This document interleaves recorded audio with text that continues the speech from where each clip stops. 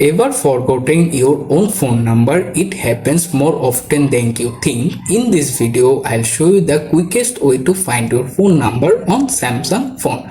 The steps are very simple. Take a few steps and anyone can follow along. Let's jump right in. First thing first, open the settings app on your phone. After open the settings, scroll down a little, find the about section at the very bottom, tap to open it. In this menu, you can see various options such as phone model number, serial number, and also find the SIM number section. Here you can find your phone number available there. And that's it. If you decide to another way to find your phone number, don't panic. This is available. So back to the settings page again, scroll, go to the connection option in the menu. After that, tap on SIM manager. Here you can see your SIM 1 or SIM 2 available there, and also find the number option available here.